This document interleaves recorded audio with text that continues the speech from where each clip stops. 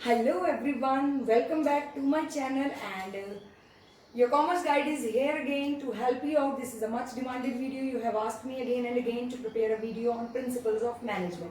So here we are with the first part of the topic, principles of management. As we all know that principles of management, there are two types of principles of management given, like two theories of principles given. One was given by Mr. Henry Fayol, who has given the theory of general management, and the other theory is of scientific management given by F.W. Taylor, right? This Henry Fayol is called as father of management. So who is called as father of management? The person who has given the basic theory of management, Henry Fayol. So this question can come in your board exam for 1 mark. So how many principles he has given? He has given just 14 principles of management. These are the principles which he has made after repeated experimentation and observations. Then they made these principles. Moreover, he also mentioned there that these principles are highly dynamic in nature. They are not rigid that you have to apply it as it is, just like the principles of science. These are the principles which you can change according to the situation where you feel like, right? Moreover, this question, I saw in the previous year's paper, there is a question as MCQ, what was the profession of Henry Fayol or what was the profession of F.W. Taylor? So you should know first that Henry Fayol, father of management, he was a famous industrialist earlier before becoming the father of management, right? So let's get started with the video.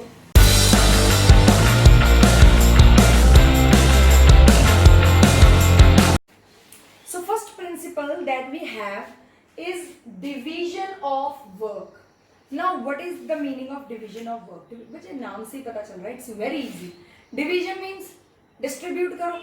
Work means काम. तो ये कहता है, Henry Fayol says कि you are supposed to divide the work among the persons, and the work which is given once to a person.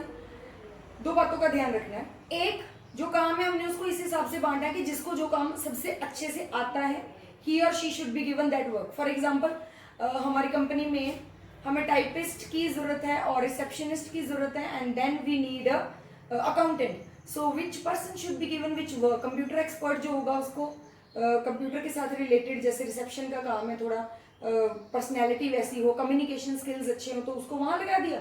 Then the accountant जिसने commerce की पढ़ाई की उसको अकाउंटेंसी में लगाया, और जिसको टाइपिंग का काम अच्छे से आता है उसको टाइपिंग के लिए लगा दिया. So work is being divided, number one. Number two, the work is being divided on the basis of the qualification और the expertise of the person.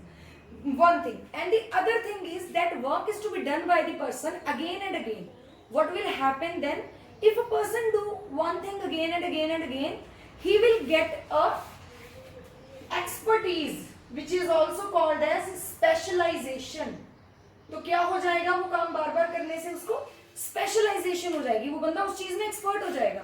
तो अगर हम क्या करेंगे, रैंडमली चेंज करते रहेंगे, जैसे हमने डिवीजन ऑफ वर्क किया, आज जो बंदा अकाउंट्स पे बैठा है कल वो बंदा रिसेप्शन पे होगा, रिसेप्शन वाला बंदा टाइपिंग पे बैठा होगा, तो this will not be working, right? So according to mister Henri Fayol, in an organization work should be divided properly and the work should be given to the persons like this, that the benefit of specialization and expertise should be attained by the organization. ठीक है? तो इसका question आपको अगर case study में आ जाता है तो question can come like this कि सो एंड सो कंपनी है, तो वहां पे इस क्वालिफिकेशन वाले बंदे को वो काम दिया, उस क्वालिफिकेशन वाले को वो काम दिया, और कुछ काम अच्छे से डिस्ट्रीब्यूट नहीं किया जिसकी वजह से क्योस हो गया. कुछ इस तरह की स्टोरी होगी, उसने उसको ब्लेम किया, उसने उसको ब्लेम किया. So how which principle of management is being violated in the above given situation? So something like this the question will be there. So the answer will be division of work, that work is not divided properly, that's the reason why this chaos happens, right? Next principle which we have is authority and responsibility. तो सबसे पहले तो हमें ये दो चीजें clear होनी चाहिए कि what is the meaning of authority and responsibility, right? Authority क्या होता है? अथॉरिटी का मतलब होता है किसी को हमने पावर दे देनी है. हमने क्या करना है? हमने उस बंदे को काम करने के लिए पावर दे देनी है, चाहे वो फाइनेंशियल बेनिफिट हो उसके, चाहे वो डिसीजन मेकिंग की पावर हो, वो होती है उसकी अथॉरिटी. ठीक है? और रिस्पॉन्सिबिलिटी क्या होती है? रिस्पॉन्सिबिलिटी का मतलब होता है answerability. that person is responsible for happening or not happening of that event. कि अगर काम नहीं हुआ तो भाई हम तेरे को पूछेंगे, ये तेरी जिम्मेवारी है, अगर तूने नहीं किया तो we will ask you, right. अब हेनरी फ्यूल कहते क्या है, दो बातें हैं, एक अथॉरिटी एक रिस्पॉन्सिबिलिटी. कहते हैं कि अगर आपने अथॉरिटी किसी को ज्यादा दे दी, अगर आपने क्या किया, अपने एम्प्लॉइज को ज्यादा अथॉरिटी दे दी, मतलब फाइनेंशियल पावर दे दी, काम उसको ज्यादा नहीं दिया, उसको पावर दे दी, तो वो क्या करेगा, काम उसको है नहीं, वो ऐसे वर्करों के ऊपर चढ़ा रहेगा, उनको डांटता रहेगा, कुछ ना कुछ बोलता रहेगा. पैसा ज्यादा मिल गया है, फाइनेंशियल डिसीजन की पावर मिल गई, मिस यूज कर सकता है अपनी पावर को. तो हमने क्या करना है, कभी भी ऐसा नहीं करना कि एक्सेस में पावर, किसी को अथॉरिटी ज्यादा दे दी और रिस्पॉन्सिबिलिटी मतलब काम कम दिया. ऑन द अदर हैंड हमने किसी को मान लो रिस्पॉन्सिबिलिटी ज्यादा, काम इतना दे दिया, सैलरी को देनी नहीं, कोई पावर देनी नहीं उसको, बिना मतलब से उसको बोला ये सारे वर्करों से तूने काम कराना, लेकिन उसको बोला डांटना नहीं, किसी को बोल नहीं तो सकता, किसी को पनिशमेंट तो दे नहीं सकता. वो क्या, मैं क्या करूं, रिस्पॉन्सिबिलिटी दे दी मुझे, अथॉरिटी तो तुमने दी नहीं. So there will be demotivation among the employee if he will get more responsibility and less authority. दोनों कैटेगरी समझ आई. अथॉरिटी ज्यादा होगी तो अथॉरिटी का मिसयूज करेगा, गलत काम करेगा. रिस्पॉन्सिबिलिटी ज्यादा होगी तो डीमोटिवेटेड हो जाएगा, अच्छे से काम नहीं कर पाएगा. So what should be there, Henri Fayol says there should be parity. Parity means equality between authority and responsibility. That the authority should be equal to the responsibility in an organization. ठीक है, positive negative आपको बता दी, इसका benefit क्या है. Third principle is the principle of discipline. This you I guess आपको पता है, डिसिप्लिन तो बच्चों की लाइफ में, the life of students, it's the most important thing. It plays vital role in our life. Discipline actually makes your habits, and the habits make your character, and the character makes your successful career. So this discipline is the foundation. बेटा इसको याद रखना हमेशा. If you will not be disciplined in your life for yourself, then कोई आपकी help नहीं कर सकता लाइफ में, राइट. तो यहाँ पे बात चल रही है ऑर्गेनाइजेशन की. अब कहता है ऑर्गेनाइजेशन में डिसिप्लिन किस पे लगाना है, किस पे डिसिप्लिन लागू होना चाहिए, तुम बताओ. चलो स्कूल की एग्जांपल लेते हैं. स्कूल में किसके ऊपर डिसिप्लिन होना चाहिए, बच्चों के ऊपर. बच्चों को बोलो हाँ जी यूनिफॉर्म में आओ, इतने बजे आओ, इतने बजे जाओ, फोन नहीं चलाना, स्मोकिंग नहीं करनी जी, ये नहीं करना, वो नहीं करना, एक्स्ट्रा यहाँ वहाँ घूमना नहीं, सिविल यूनिफॉर्म में नहीं आना, मोबाइल फोन नहीं यूज करना. तो ये सारे रूल, सारी डिसिप्लिन सब कुछ बच्चों के लिए, कि बाकियों के लिए भी, टीचर्स के लिए भी होना चाहिए. टीचर्स के लिए कि फोन नहीं यूज करना, वर्किंग आवर्स में आप क्लास में पढ़ा रहे हो, फोन नहीं यूज कर सकते. आप स्कूल प्रेमिसेस में हो तो आप इनडिसिप्लिन में, मतलब लेट आना, जल्दी जाना, इट्स नॉट अलाउड. आपको स्मोकिंग या अल्कोहल कुछ अलाउड नहीं है, तो अगर बच्चों को अलाउ नहीं है तो बड़ों को भी अलाउ नहीं. आपको फाउल लैंग्वेज बच्चों को अलाउड नहीं है तो टीचर्स को भी नहीं. अगर बच्चा यूनिफॉर्म में आ रहा है तो मतलब इट्स ऑप्शनल बेसिकली, तो टीचर को भी कह सकते हैं कि you should also come in uniform. So this is what Henry Fayol says. कहता है कि कंपनी में, देखो ये तो मैंने स्कूल की एग्जांपल ली, उसमें तो अथॉरिटी होती, टीचर की ये पोस्ट होती, बच्चे की ये होती, मतलब उनका लेवल अलग है. टीचर पढ़ के वहां पहुंचा है, टीचर भी स्टूडेंट लाइफ करके वहां गया, बट बच्चा जो है वो अभी लर्निंग स्टेज पे है, तो यहाँ पे हम उनका कंपेरिजन नहीं कर सकते. But when we are talking about organization, there everyone is an employee. कोई बच्चा कोई टीचर नहीं है वहाँ, बॉस और एम्प्लॉय है. बॉस को छोड़ दो, मालिक को तो नहीं कह सकते यूनिफॉर्म में है, but others also, all the person working in an organization. वो कहता है कि रूल्स और discipline it should be applicable to all, चाहे वो सुपीरियर है, चाहे वो क्या है, सबऑर्डिनेट है. सुपीरियर है चाहे वो सबऑर्डिनेट है, everyone has to follow the discipline, the rules of the organization. तो अगर रूल बनाया कि संडे को सबको छुट्टी है तो सबको छुट्टी है. संडे के अलावा वर्किंग डे में किसी को छुट्टी नहीं मिल सकती विदाउट परमिशन, तो वो सबके लिए है. ना वो सबऑर्डिनेट को मिलेगी ना सुपीरियर को, सबको परमिशन लेनी पड़ेगी अपनी हायर अथॉरिटी से, right. So discipline principle says that in an organization, हर ऑर्गेनाइजेशन में, चाहे वो टॉप लेवल हो, middle level, lower level, in every organization at all levels all individual should follow the same rules and regulations. अगर नहीं same rules and regulation सब follow करेंगे, it means क्या हो जाएगा, कुछ लोग डिमोटिवेटेड हो जाएंगे, कुछ मोटिवेटेड हो जाएंगे. हमें तो कोई पूछता नहीं, हम जब मर्जी आए, 10 बजे आए, 1 बजे जाए, हमारी मर्जी, हम अपनी मर्जी से काम करते. तो बेचारा दूसरा जो 6 घंटे काम करा वो तो दुखी हो जाएगा ना, यार ये बात है, हम 6 घंटे हम गए, हम काम कर रहे हैं, वो काम नहीं कर रहा बंदा, तो नहीं हमें नहीं ऐसा चाहिए. सो वो आपस में उनका क्लॉज हो सकता है, डिस्प्यूट हो सकती है. सो हेनरी फ्यूल कहता है कि अगर एफिशिएंटली, स्मूथली अपनी ऑर्गेनाइजेशन को चलाना है तो चीटिंग नहीं करनी, पार्शियलिटी नहीं करनी, बायसनेस नहीं करनी. What you should do, make up rules and then rule should be applicable to everyone no matter what. जो मर्जी हो बंदा, जब बोला स्कूल प्रेमिसेस में या बिजनेस प्रेमिसेस में अल्कोहल नहीं अलाउड है तो वो बॉस को भी नहीं अलाउड. सिगरेट स्मोकिंग नहीं अलाउड है तो चाहे वो बॉस है, चाहे वो सीनियर सुपीरियर है, चाहे वो जूनियर है, सबको अलाउड नहीं है. Right? So this is discipline principle says. Okay, so next principle that we have is unity of command. Unity of command का मतलब, तो बेटा देखो, यूनिटी का मतलब होता है वन, कमांड का मतलब होता है किसने पावर देनी, किसने पावर रखनी है, किसने इंस्ट्रक्शंस देनी है, किसने कमांड करनी है. तो हेनरी फ्यूल कहते हैं कि ऑर्गेनाइजेशन में जो कमांड करने वाला बंदा है ना, जो ऑर्डर्स देने वाला बंदा है, वो एक अकेला होना चाहिए. अब देखो मैं आपको एक एग्जांपल देती हूँ. ये एक बंदा है, ठीक है, इसका नाम है मिस्टर एक्स, ठीक, और इसके जो बॉस हैं वो दो हैं, ठीक है. इसका नाम है बॉस का B2, इसका नाम है B1, मतलब बॉस 1 बॉस 2. अब क्या हुआ, ये बेचारा मिस्टर एक्स काम पे आया, इसको बॉस 1 कहता है आज तूने जलंधर जाना है और जलंधर की जितनी भी वो सेल की रिपोर्ट है वो तैयार करके और मुझे पर शाम तक देनी है. थोड़ी देर बाद बॉस 2 आता है, वो आके कहता है हाँ जी आज आपका काम क्या है, आपने चंडीगढ़ जाना है, चंडीगढ़ की पूरी सेल्स की जो रिपोर्ट है वो तैयार करके मुझे दे देनी है. अब ये बेचारा मिस्टर एक्स क्या करेगा बताओ, क्या करेंगे? Will he be able to follow anyone? क्योंकि ये दोनों का सेम पोजीशन है, दोनों सेम पोस्ट पे हैं. एक की बात सुनेगा दूसरा नाराज हो जाएगा, उसकी बात सुनेगा ये नाराज हो जाएगा. तो ये क्या करेगा, ये दुखी होके किसी का काम नहीं करेगा. बोलेगा पता नहीं यार मैं सर दर्द हो रही सर, मुझे पता नहीं चला. जलंधर वाले को बोलेगा मैं चंडीगढ़ गया था, चंडीगढ़ वाले को बोलेगा मैं जलंधर गया था. दोनों का काम नहीं करेगा. So in this way there can be chaos हो सकता है, कंफ्यूजन हो सकती है. ठीक है. अब हेनरी फ्यूल सर कहते हैं कि ये नहीं होना चाहिए. होना क्या चाहिए? वो कहते हैं एक बॉस होना चाहिए और चाहे उसके अंडर बंदे जितने मर्जी हो काम करने वाले, उन सबको जब वो इंस्ट्रक्शंस दे रहा है, जैसे उसने इन 3 बंदों को, ये है बॉस नंबर 1, इस बंदे का नाम है mister X, mister Y, mister Z. तो 3 बंदे हैं, तीनों को काम दे रहा है, एक लौता बॉस है. ये बॉस ने इसको बोला भाई तूने जलंधर का काम करना है, तूने चंडीगढ़ का करना है, तूने पटियाला का करना है, तीनों को काम दे दिया. अब शाम को ये मना कर सकते कि हमने नहीं किया? क्या कंफ्यूजन होगी? कंफ्यूजन तो कोई नहीं है ना, इस बंदे ने डायरेक्ट इसको इंस्ट्रक्शंस दी, देयर इज नो कंफ्यूजन.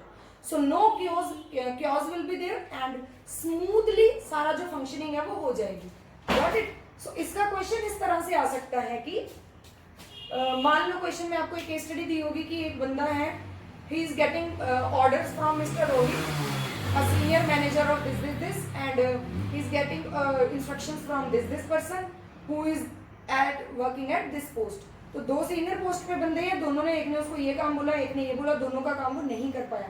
कुछ इस तरह से कहानी होगी और फिर वो बोलेंगे कि which principle has been violated here. तो you will write the principle of unity of command was not followed here in this question, right?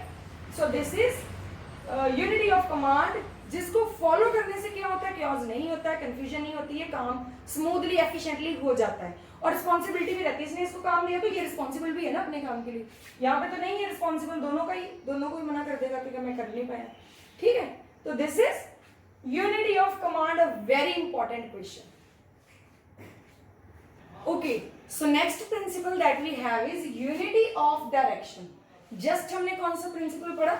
Unity of command means singularity of command, की एक सिंगल पर्सन ने command करनी है सबको. और अब है यूनिटी ऑफ डायरेक्शन, मतलब इस एक सिंगल डायरेक्शन में सबको काम करना, सिंगुलैरिटी ऑफ डायरेक्शन. अब इसमें देखो फॉर एग्जांपल ये हमारे वर्कर्स हैं जो काम कर रहे हैं, ठीक है, ये हमारे 6 वर्कर्स हैं, ये है इनका बॉस. थोड़ा टेढ़े से बना दिए मैंने, मेरी ड्राइंग भी अच्छी है. तो ही व्हाट ही इज डूइंग, ये सबको एक ही डायरेक्शन में काम करवाए कि अलग अलग डायरेक्शन में. जैसे इसको बोले तो उधर कुछ, इन्होंने कोई चीज यहाँ से वहां लेके जानी है, तो what he should ask everyone कि सबके सब एक ही डायरेक्शन में काम करेंगे तभी तो एफर्ट होगा ना. अगर हमको कोई बहुत भारी चीज को एक तरफ लेके जाना है, चलेगा ऐसे काम की 4 बंदे उधर को धक्का लगा रहे, 4 उधर को लगा रहे, कहीं जाएगी वो चीज? नहीं जाएगी. So what should be there, everyone should put in all the efforts in one direction only. ठीक है, हर किसी को सेम डायरेक्शन में काम करने के लिए अगर बोलेंगे ये, तभी उनकी यूनिटी से उनका जो काम है वो अच्छा प्रॉपर तरीके से हो पाएगा. Got it? So what does this principle says that all of the workers or the employees working in an organization should got only one direction to work. तो सब उस डायरेक्शन में काम करेंगे, then the result will be ऐसी achieve. Unity of direction के लिए ना बेटा एक स्टेटमेंट दी गई है, there should be one head and one plan. समझ गए? There should be one head and one plan in an organization. One plan का मतलब होता है एक डायरेक्शन. अगर सबको एक ही प्लान दिया गया कि ये प्लान है, सबने इस प्लान को फोकस करना, इस प्लान के ऊपर काम करना, then our organizational goal will definitely be achieve, right? Otherwise तो फिर मुश्किल है. Next principle that we have is scalar chain. Scalar chain principle आपने अगर अपनी बुक में देखा हो, actually in all the books whatever book you are following, कुछ इस तरह का एक डायग्राम गिवन होता है. मैं यहाँ पे ऐसे इमेजिनरी नेम ले रही हूँ, A B C D and E for example. चलिए यहाँ पे ले लेती हूँ F and G. So these are the actually what it represents.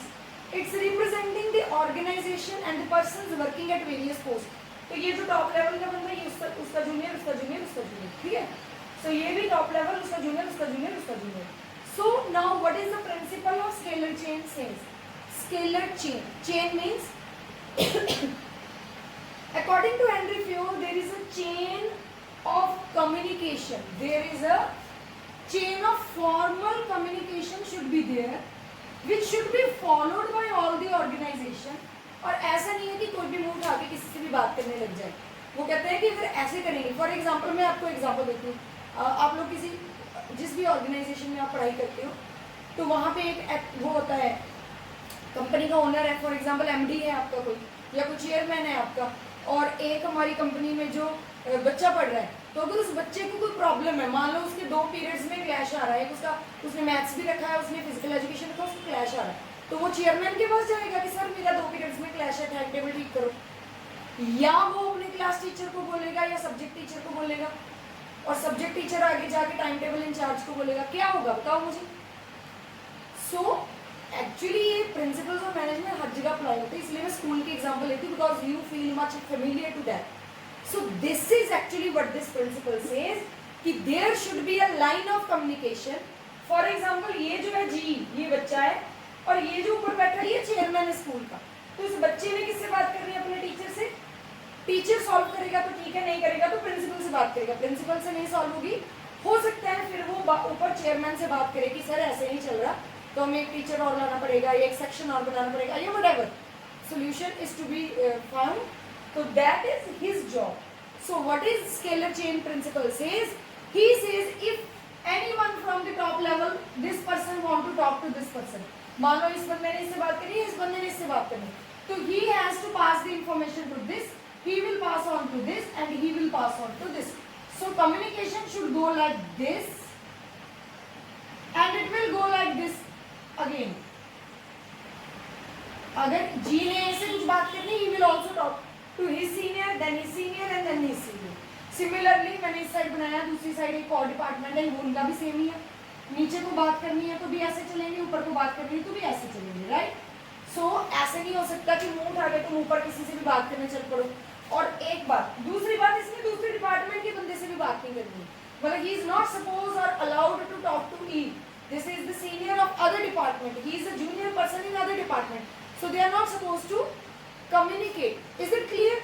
ये हेनरी फ्योर्ड ने ऐसा क्यों किया? इसमें पता क्या होता है बेटा, जितने ज्यादा मुंह उतनी ज्यादा बातें. हम ऐसे बोलते हैं ना, बातें करने लग जाते हैं, दोस्ती कर लेते हैं, तो कुछ और ही बन जाता है. रूमर्स फैलते हैं, कई बार मिसअंडरस्टैंडिंग हो जाती है, कई बार उनके ग्रुप यूनियन बना लेते हैं, बड़ी तरह की प्रॉब्लम्स हो जाती है हमारी ऑर्गेनाइजेशन में. So it is better to have a formal chain of communication और उसी को फॉलो किया जाए. अब बताओ, अब मेरे को एक बच्चा कहता है मैडम मान लो कोई इमरजेंसी आ गई. इमरजेंसी में क्या हुआ कि फॉर एग्जांपल चेयरमैन जो है, चेयरमैन जा रहा है, उसकी गाड़ी खड़ी है वहाँ पे, और जैसे चेयरमैन गया उसकी गाड़ी का लॉक खुला रह गया और उसके अंदर उसका बैग भी पड़ा, और एक बच्चे ने देख लिया. तो बच्चा क्या करेगा? पहले अपनी क्लास टीचर को बताएगा, क्लास टीचर प्रिंसिपल को बताएगा, प्रिंसिपल जब तक चेयरमैन को बताएगा उसकी गाड़ी में से चोरी होगी. यही होगा ना? सो ऐसे सिचुएशन में in the times of emergency और सम ऐसी अर्जेंट सिचुएशन जिसको हम कहते हैं, this there is an exception to this law of scalar chain, और आप वहां पे डायरेक्ट कम्युनिकेट कर सकते हो अगर आपको कोई ऐसी जो परेशानी है वो आती है. So you can talk to the person nearby to you.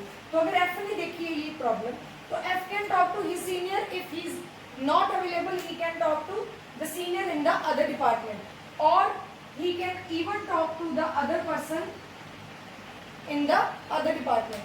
So these lines shows exception to the principle of scalar chain, and it is called as gangplank. क्या बोलते हैं इसको? gangplank. gang means मतलब as a informal communication भी हम कह सकते हैं कि as a gang बना के आप बात कर सकते हो दूसरे बंदे के साथ, लेकिन वो तब अलाउड है जब कोई इमरजेंसी हो. Otherwise scalar chain is the best communication to be followed in an organization, जिससे कंफ्यूजन भी नहीं होगी, टेंशन भी नहीं होगी, खिचड़ी भी नहीं पकेगी. ठीक है, कोई ग्रुपिज्म भी नहीं होगा, कोई प्रॉब्लम नहीं होगी. मुझे बात करने में अपने सीनियर से करूंगी, वो आगे करेगा उसके हेड में. ठीक है, तो मुझे इतनी ज्यादा परेशानी नहीं. अगर उसको कोई बोलता है तो वो भी, so line of communication should also be followed, right. Next बच्चे मेरे पास प्रिंसिपल है subordination of individual interest to general interest. अब ये क्या होता है? पहले दो बातें, एक है इंडिविजुअल इंटरेस्ट और एक वर्ड है जनरल इंटरेस्ट. इंडिविजुअल होता है एक अकेला इंसान से मैं, और जनरल इंटरेस्ट होता है मतलब सबका. तो यहाँ पे कह रहा है सबऑर्डिनेशन का मतलब है ट्रांसफर करना, मतलब उसको चेंज कर, शिफ्ट कराना. कहां से कहां तक लेके जाना है उसको? इंडिविजुअल इंटरेस्ट, अपना इंटरेस्ट सोचने की बजाय उसकी सोच कहां पे लेके जानी है? जनरल इंटरेस्ट की तरफ लेके जानी है, जिसमें वो अपने बारे में ना सोच के सबके बारे में सोचे. समझे बात? So what does Henry Fayol says that there should be subordination of individual interest to general interest. So it means once an employee is in an organization, he should always think on the lines कि अगर मैं ऐसा करूं तो इससे मेरी company को क्या फायदा. वो ये ना सोचे कि मेरे ऐसा करने से मुझे क्या फायदा है, मैं अगर 4 घंटे ओवर टाइम करूंगा तो मुझे क्या फायदा. वो ये ना सोचे, वो ये सोचे कि अगर मैं 4 घंटे ओवर टाइम करके आज अपनी कंपनी का प्रोजेक्ट कंप्लीट करा दूं तो मेरी कंपनी को बहुत फायदा होने वाला है, और कंपनी का फायदा अल्टीमेटली मेरा ही फायदा है. तभी तो उन्हीं को मिलेंगे प्रमोशन, बोनस, इंक्रीमेंट जो भी है. So this is how everyone should think, right. वो कहता है हेनरी फ्यूल कि अगर सब अपनी सोच ही ऐसी करें, हर बंदा कंपनी के बारे में सोचना शुरू करे, तो उस कंपनी को टेंशन लेने की जरूरत नहीं है, फिर तो कंपनी खुद ही चलेगी. और by every day you will see drastic increment and progress and development in the organization performance, right. When if every individual working in an organization leave his personal benefit and look into the benefit of the organization. ये इसमें लिखना है, ज्यादा important नहीं है, बस इसका ऐसे मीनिंग ही आ सकता है. ये केस स्टडी में क्वेश्चन कभी कम नहीं आया है. केस स्टडी में ज्यादातर मैंने जैसे आपको बताए थे डिसिप्लिन का क्वेश्चन है, यूनिटी ऑफ कमांड का क्वेश्चन है, समटाइम्स स्केलर चेन का क्वेश्चन भी है, that can come in case study. Case study में बच्चे आपको क्वेश्चन पता कैसे आता है? आपको एक स्टोरी दी है और मोस्टली मैक्सिमम टाइम 90% यही क्वेश्चन होता है कि which principles of management have been violated in the paragraph. एक आपको पैराग्राफ दिया होता है, एक स्टोरी दी होती है, इसमें ना सब कुछ कचरा किया होता है. ये भी नहीं किया, वो भी नहीं किया, ना अथॉरिटी ढंग से बांटी, ना रिस्पॉन्सिबिलिटी बांटी, डिसिप्लिन नहीं किया, यूनिटी ऑफ कमांड नहीं फॉलो की, इतने लोगों को काम दे दिया, वो स्केलर चेन नहीं फॉलो करी, कोई भी किसी से भी बात कर रहा है. तो ऐसे बड़ी सारी प्रॉब्लम से बड़ी हुई ऑर्गेनाइजेशन और फेलियर हो गया होगा उसका. तो बोलेंगे अब रीजन बताओ कि फेल क्यों हुई. तो आप क्या रीजन बताओगे? आप अंडरलाइन करोगे, अच्छा यहाँ पे इसने डिसिप्लिन नहीं फॉलो किया, तो आप पहला पॉइंट लिखोगे कि the principle of discipline was violated, ये रीजन एक. फिर तुम दूसरा लाइन ढूंढोगे, फिर वो लिखोगे, फिर उसका रीजन लिखोगे. So something like this your question will come in your exam, right. Next is remuneration और फेयर रेम्यूनरेशन. कुछ बुक्स में अकेला रेम्यूनरेशन वर्ड होता है, remuneration. Now what does it means? It means basically it is a compensation paid to the employee for providing his services. जैसे किसी भी बंदे को हम सैलरी देते हैं ना, सैलरी देते हैं या वेजेस देते हैं या उसकी फी देते हैं. अगर मान लो कोई सर्विस दी है तो fee. So whatever money is being paid to a person for providing his services is called as remuneration. Now remuneration के लिए वो कहते हैं हेनरी फ्योल कि it should be fair. Fair word पे स्ट्रेस देना है। फेयर मीन्स अच्छी, अच्छी होती है फेयर मतलब अच्छा। अच्छा मतलब it should not be too less, it should not be too high. अब एक बंदा चपरासी की पोस्ट पे रखा, उसको 1 लाख सैलरी दे रहे हैं, अच्छी बात, वो करेगा काम। वो तो ऐसे राजा की तरह घूमेगा, गाड़ी में आया करेगा, उसने अपना नौकर रख लेना आगे, चपरासी अपना नौकर रख लेगा सामने। चपरासी को काम मिला सफाई करने की, ये वो करना है, तो वो अपने नौकर से करवाएगा। लाखों रुपया सैलरी, मुझे क्या जरूरत काम करने की? नहीं ना, सही सही नहीं। और दूसरा, आपने एक बंदा रखा है मान लो प्रेसिडेंट की पोस्ट पे, और आप उसको 10,000 सैलरी दे रहे, वो करेगा? वो करेगा 10,000। सरकारी वहां पे जाके देखो, गवर्नमेंट ऑफिस में तो स्वीपर को भी 50-50 हजार रुपये सैलरी मिल रही। तो मैं प्रेसिडेंट हूँ, मुझे 10,000 15,000 सैलरी दे रही, मैं नहीं करता था, मैं नहीं करूंगा, मैं आऊंगा, मैं टाइम पास करूंगा, चल जाऊंगा, मुझे कौन पूछने वाला। तो बहुत कम सैलरी होने से उसको मोटिवेशन नहीं होगी, बहुत ज्यादा सैलरी से भी उसको दिमाग खराब हो जाएगा, सही से काम नहीं करेगा। सो सैलरी कैसे होनी चाहिए? It should be fair. Fair means according to the job profile. अगर मान लो किसी की जॉब प्रोफाइल बहुत अच्छी है, बहुत एक्सपीरियंस वाला बंदा आ रहा है, इतने एक्सपीरियंस है, इतनी अच्छी जगह से पढ़ाई की है, ऑक्सफोर्ड से पढ़ के आया, तो ऑब्वियसली ज्यादा सैलरी देनी पड़ेगी। एक बंदा है उसके पास कोई एक्सपीरियंस नहीं, फ्रेशर है, लोकल कॉलेज से पढ़ा है, तो कम सैलरी से भी काम चल जाएगा। So this is what they are saying, fair remuneration. एक चीज, और दूसरी चीज ये भी ध्यान रखना है कि उसके इक्विवेलेंट पोस्ट पे दूसरे बंदे को कितनी सैलरी मिलती है, तो उसके साथ भी वो इन सिंक होनी चाहिए। ये नहीं कि उसी की पोस्ट पे जैसे 2 टीचर एक ही क्लास को पढ़ाते, एक टीचर 50,000 ले रहा, दूसरा 10,000 ले रहा, तो इतना गैप तो नहीं ना चलेगा। So this is something which you should keep in mind. Next is centralization and decentralization. Now what do you mean by centralization and decentralization? Centralization किस वर्ड से बना है ये? सेंटर। सेंटर का मतलब क्या होता है? सेंटर का मतलब क्या होता है? जैसे सेंट्रल गवर्नमेंट है, सेंट्रल गवर्नमेंट क्या करती है? पूरे इंडिया से पैसा वसूलती है, सारी स्टेट से टैक्सेस, जीएसटी वगैरह वो ले लेती है, अपने पास पैसा रखती है, फिर खुद डिसाइड करती है किसको कितना पैसा देना, फिर सारी स्टेट्स को आगे फंड्स देती है कि ये इस चीज के इलेक्ट उसके लिए, एजुकेशन के लिए, हेल्थ के लिए, डेवलपमेंट के लिए, इंफ्रास्ट्रक्चर के लिए, इस तरह से पैसा देती। This is called as centralization. Centralization means, मैं यहां लिख देती हूं, keeping powers with top level management. अगर सारी की सारी जो पावर है वो टॉप लेवल मैनेजमेंट वाले अपने हाथ में रखें, सारी पावर उनके हाथ में, सारे डिसीजन वही ले सकते हैं, उसको बोलते हैं सेंट्रलाइजेशन होना। और दूसरी होती है डिसेंट्रलाइजेशन, इसका उल्टा। इसका मतलब होता क्या है? इसका मतलब होता है distribution of powers.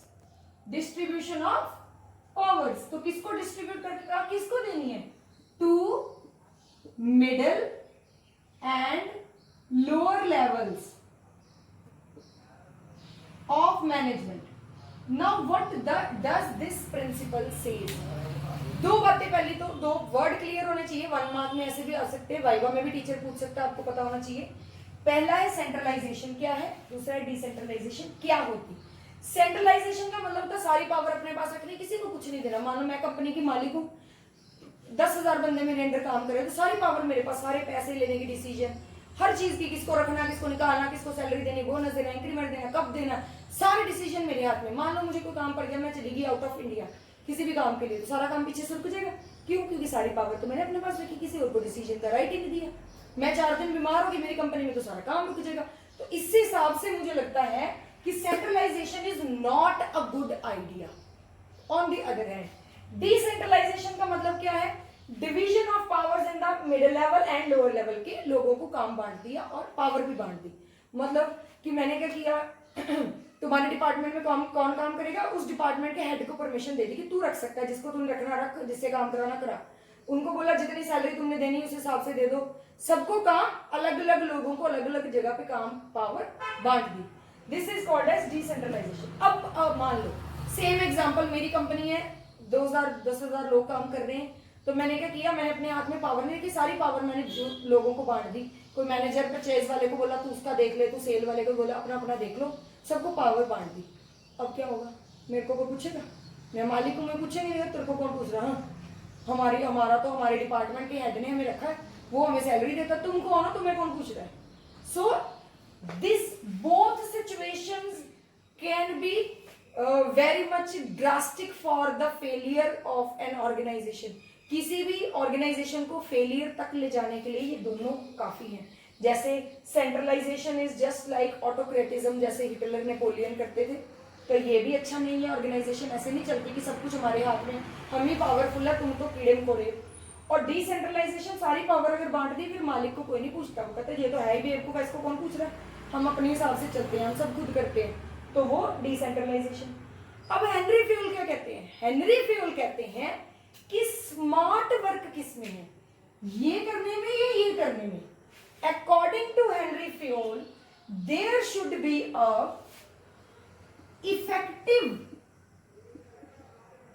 Balance of centralization and decentralization. मतलब कहता दोनों का कॉम्बिनेशन रखो, कुछ पावर से सेंट्रलाइज करके अपने हाथ में रखो, कुछ पावर जैसे पैसे की पावर कभी ना दो अपने जूनियर्स को। अगर तुमने डिपार्टमेंट्स में बांट दी पैसे की पावर, तुम्हें कोई नहीं पूछेगा। बजट क्लियर करना, फंड क्लियर करना, चेक साइन करने, सैलरियां क्लियर करना किसके हाथ में रखो? अपने हाथ में रखो। मेजर डिसीजन अपने हाथ में रखो।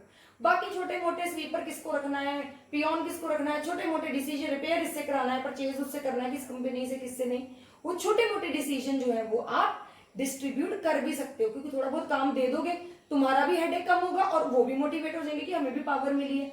समझ गए? तो वो कहता है there should be effective centralization and decentralization का कॉम्बो होना चाहिए इन एन ऑर्गेनाइजेशन में, then only that organization will lead to the successful business, right. Next बच्चे प्रिंसिपल है मेरे पास ऑर्डर। अब ये भी बड़े बच्चे कंफ्यूजन होते हैं, ऑर्डर और यूनिटी ऑफ कमांड को मिक्स नहीं करना है। यूनिटी ऑफ कमांड का मतलब होता है एक बंदे ने कमांड करनी है पर ऑर्डर देने हैं। ऑर्डर का मतलब ऑर्डर देना नहीं है, ऑर्डर का मतलब है कि हर काम एक सीक्वेंशियल तरीके से हो। जैसे हम बोलते हैं ना कि my whole of the like program went in an orderly manner, तो सही तरीके से सब कुछ हुआ। So order principle basically is related to the position of man and material. It is related to the position of men and material. There is a saying, ध्यान से सुनना, इसको पेपर में as it is लिख के आना inverted comma में डाल के। There is a saying that there should be a place for everything, men and material, and everything should be at its place. I am repeating, there should be a place for everything and everything should be at its place. कहता है organisation में सही तरीके से orderly manner में तभी काम चलेगा, हेनरी फ्यूल कहते हैं, अगर हर चीज के लिए एक जगह बनी होगी। There should be a place for everything, हर चीज के लिए एक जगह। फॉर एग्जाम्पल टूल्स है, मान लो मुझे कटिंग प्लायर चाहिए, स्क्रू ड्राइवर चाहिए, तो मुझे कहाँ ढूंढना चाहिए? रिसेप्शन पे जाके ढूंढना चाहिए। कहाँ ढूंढना चाहिए? I should look into the tool box, है ना। फैक्ट्री के स्टोर रूम में जाके टूल बॉक्स में देखूंगी तो टूल्स मिल जाएंगे। सिमिलरली अगर मुझे वॉचमैन को ढूंढना है तो मैं कहाँ ढूंढूंगी? कैंटीन में? No. So the watchman will be available at the gate, right? तो कहते हैं बंदों के लिए भी और चीजों के लिए भी ये एक रूल है, there should be a place for everything। एक बात, अभी जगह बना दी, गेट वाले की जगह है, गेट के पास बैठना है, कुर्सी लगाई, उधर बैठता ही नहीं वो, कभी कैंटीन, कभी वॉशरूम, कभी वाटर पॉइंट घूमता रहता है। तो हमारा यहाँ पे पर्पस फेल हो जाएगा अगर वो नहीं बैठेगा। तो दो बातें बोली, पहला there should be a place for everything and everything should be at its place. हर चीज की एक जगह होनी चाहिए और हर चीज अपनी जगह पे होनी चाहिए। हर बंदे की एक जगह होनी चाहिए और हर बंदा अपनी जगह पे होना चाहिए, राइट। अब जैसे टूल बॉक्स की मैंने बात की, अभी टूल बॉक्स है, कहाँ है? स्टोर रूम में है। जगह तो बना दी कि यहाँ टूल्स रखने हैं, पर वहां है ही नहीं। हम गए, जाके खोला, खाली पड़ा। टूल्स कहाँ है? एक बंदे को पूछा, कहता वो फलाना जी, उसकी मशीन का वो डक्ट ढीला हो गया था, वो स्क्रू ड्राइवर ले गया, वो कटिंग प्लायर फलाने डिपार्टमेंट में गया। तो गलत हो गया ना ये। सो हेनरी फ्यूल कहता है success of an organization depends upon its orderly smooth functioning. तो स्मूथ फंक्शनिंग कैसे होगी? अगर मैन एंड मटेरियल अपनी जगह पे टिके होंगे। क्लियर है जी। नेक्स्ट आ गया इक्विटी। इक्विटी प्रिंसिपल को हम इक्वालिटी भी कहते हैं, नाम से ही पता चल रहा है कि सबको इक्वल ट्रीटमेंट करनी है, राइट। पैसे देने हैं तब भी इक्वली देने हैं, मतलब फीमेल है मेल है, हमने पार्शियलिटी नहीं करनी कि तुम फीमेल हो कम सैलरी, मेल हो ज्यादा सैलरी, या तुम हैंडीकैप्ड हो तुम्हें कम सैलरी, तुम नहीं हो तुम ज्यादा सैलरी, तुम मेरे दोस्त हो तुम्हें ज्यादा सैलरी, तुम नहीं हो, तुम्हें मेरा चमचा है और ये नहीं है। तो ऐसा कोई भी पार्शियलिटी, बायसनेस नहीं आनी चाहिए। On any ground you are not suppose to be biased और partial in your organization. So this principle is against, क्या चीज नहीं होनी चाहिए, biasness and partiality, right. Next principle is initiative principle. नाम से पता चल रहा है इनिशिएटिव का मतलब क्या होता है। इनिशिएटिव का मतलब होता है बच्चे कि कोई भी एक नया काम करने के लिए कुछ सजेशन देना, कोई पहला स्टेप उठाना, कोई इनिशिएटिव लेना। तो अब होता क्या है, देखो हर बंदे के पास दिमाग है, मेरे पास भी है, तुम्हारे पास भी है, हमारी ऑर्गेनाइजेशन में जितने लोग काम करते हैं सबके पास दिमाग है, बट और यूज भी सब करते हैं। पर आइडिया कितने लोग हैं जो तुम्हें आके आइडिया देते कि यार ऐसे क्यों ना हम ऐसे करें, ऐसे नहीं हम ऐसे करें। अब मैं एक एग्जांपल देती हूँ। मैं क्लास में पढ़ा रही हूँ, एक बच्चा मुझे बोलता है कि मैम आप ऐसे करो, आप ना इस ऐप से इस तरह से ना पढ़ाओ, आप इस ऐप से ऑनलाइन इस तरह से पढ़ाओ, दिस विल बी बेटर। इसमें क्या होगा, आपको भी फायदा हो जाएगा, टाइम बच जाएगा, आपको खड़े होके नहीं पढ़ाना पड़ेगा, थकोगे नहीं, और बेनिफिट भी हो जाएगा, हमारा भी बेनिफिट है, तुम्हारा भी बेनिफिट है। तो उस बच्चे ने मुझे इस तरह से ऑप्शन दी। अब मेरी रिएक्शन क्या होगी, मेरी दो रिएक्शन हो सकती। नंबर 1, मैं बोलूंगी वेरी गुड, इसने इतना अच्छा आइडिया दिया, कल से हम यही फॉलो करेंगे। तो वो बच्चा क्या हो जाएगा, मोटिवेटेड हो जाएगा, कहेगा वाओ कितनी अच्छी मैम है, देखो मैं देखा और मेरा दिमाग है, मैंने इतना अच्छा आइडिया दिया, मैम ने भी सुन लिया, और मैम देखो मोटिवेट भी करती है, वो मैम ने मुझे अप्रिशिएट भी किया, क्लास में सबके सामने मैम ने मेरा नाम लेके बोला कि आइडिया इसका था। एक ऑप्शन। दूसरी ऑप्शन में उसको कहूँ, अच्छा टीचर मैं कि तू, तेरा दिमाग ज्यादा कि मेरा, कौन ज्यादा इंटेलिजेंट, अब तू मुझे बताएगा कि कैसे पढ़ाना है, तू मुझे बताएगा कैसे पढ़ाना है, कैसे मैंने क्लास लेनी है। बेवकूफ कहीं के, अपना जितना काम है उतना करो, फालतू नहीं करने की जरूरत। अब वो बंदा बेचारा क्या करेगा, वो कहेगा हाय हाय मेरी तो बेइज्जती कर दी मैडम ने। आगे से कुछ भी हो जाए, दुनिया इधर की उधर हो जाए, वो बंदा कभी आपको सही सलाह नहीं देगा। क्यों? क्योंकि जिस दिन उसने आपको सही सलाह दी थी, जितनी भी उसके अकॉर्डिंगली तो सही थी ना, जितनी भी उसने सही सलाह दी थी, आपने उस दिन उस बंदे की कर दी बेइज्जती, आपने उस बंदे की बात सुनी नहीं। अब वो आगे से इनिशिएटिव लेने को रेडी नहीं होगा, वो कभी इनिशिएटिव नहीं लेगा। एक तीसरी ऑप्शन भी बताती हूँ। बच्चे ने मुझे आइडिया दिया, मुझे आइडिया पसंद नहीं आया, पर मेरे को लगा कि यार बच्चे ने आइडिया तो दिया ना, तो मैंने ये बोला उसको कि बेटा तेरा आइडिया अच्छा था, पर मुझे लगता है कि आज की डेट में ये आइडिया कामयाब नहीं होगा। This is very good idea and initiative from your side, I really appreciate. मैं चाहती हूँ कि आगे से भी अगर तुम्हारे दिमाग में कोई आइडिया तो मुझसे शेयर करो, हम करके देखेंगे ट्राई, अगर लग जाएगा तो ठीक है, नहीं तो कोई बात नहीं। तो ये भी एक थर्ड अप्रोच हो सकती है। अगर आप नहीं लगा सकते हो तो आपने उसको अप्रिशिएट कर दिया, तो ऑब्वियसली वो आगे से हमारे साथ मोटिवेटेड रहेगा काम करने के लिए और इनिशिएटिव भी लेगा। This is what Henry Fayol says, that provide free environment to the employees in an organization. कहता अगर आप उनको फ्री और ओपन इन्वायरमेंट प्रोवाइड करते हो, हेल्दी इन्वायरमेंट प्रोवाइड करते हो, तो वो बंदा कभी भी इनिशिएटिव लेने से पीछे नहीं हटेगा। हर कोई आपके ऑर्गेनाइजेशन में आपको सजेशन देगा, आपको आइडियाज देगा, और जितने ज्यादा लोग उतने ज्यादा आइडिया, जितने ज्यादा आइडिया उतने ज्यादा chances of success, right? So that is why Henry Fayol suggested to provide good healthy environment to the persons so that they should feel free to put forward their ideas and suggestions, right? So the next principle that we have is stability of personnel. Personnel here means the persons or the workers working in an organization, किसी भी post पे। Stability का मतलब है कि उसका time period जो है वो स्टेबल रहना चाहिए। तो इसको हम एक और वर्ड भी यहाँ पे होता है, दैट लेबर टर्नओवर। एक मैं आपको वर्ड बता देती हूँ, there is a word which is called as labour turnover. ठीक है, labour turnover should be minimum, what should be there in an organization, there should be minimum labour.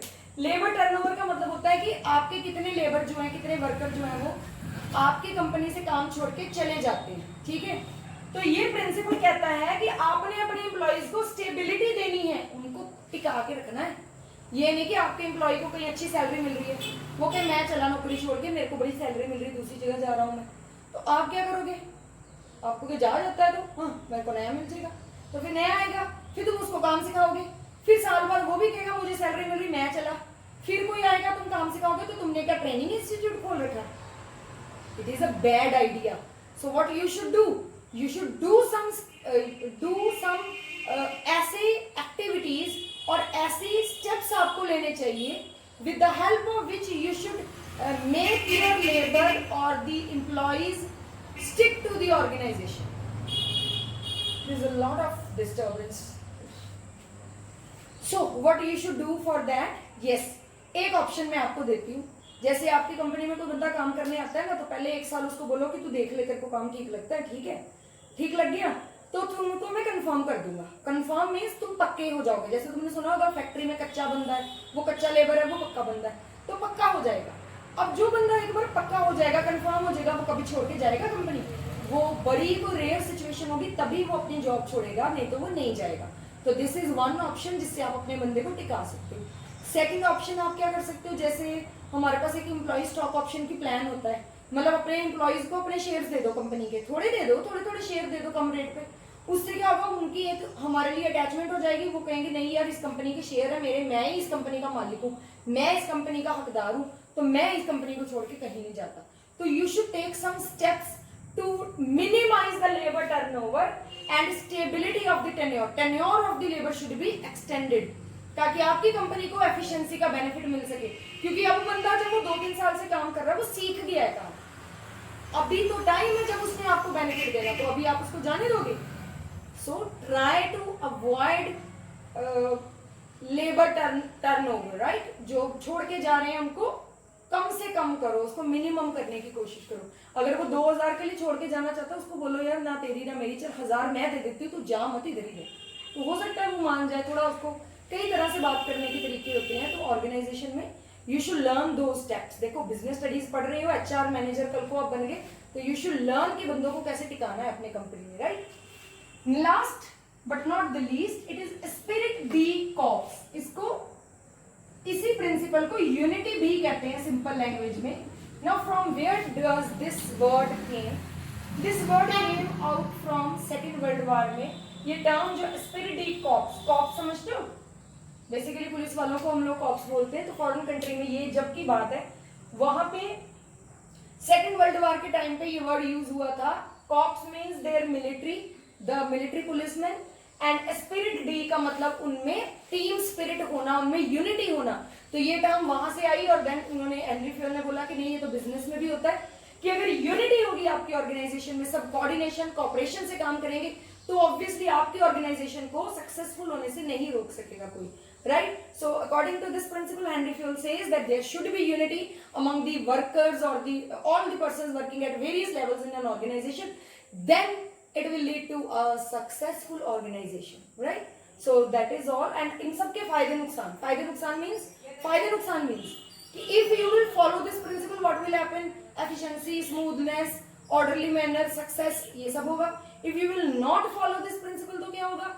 Failure हो सकता है, क्योस हो सकता है, डिस्टर्बेंस हो सकती है, डिमोटिवेशन हो सकती है। So that will be the negative point. So both points you should just have a look from the book, right? Otherwise if you need the notes I can also provide it, but not now. So that's all for today's video. Thank you very much for your patience listening. And last में मेरे को ये कहना होता है, please do subscribe the channel. If you have already done, like कर दिया आपने, सब्सक्राइब कर लिया, बेल आइकन प्रेस कर दिया, तो कमेंट सेक्शन में एक बार जरूर लिख दो। इतना एफर्ट डाल के इतनी लंबी वीडियो बनाई है, तो please share your views that how you like the video, right? Thank you and have a good day.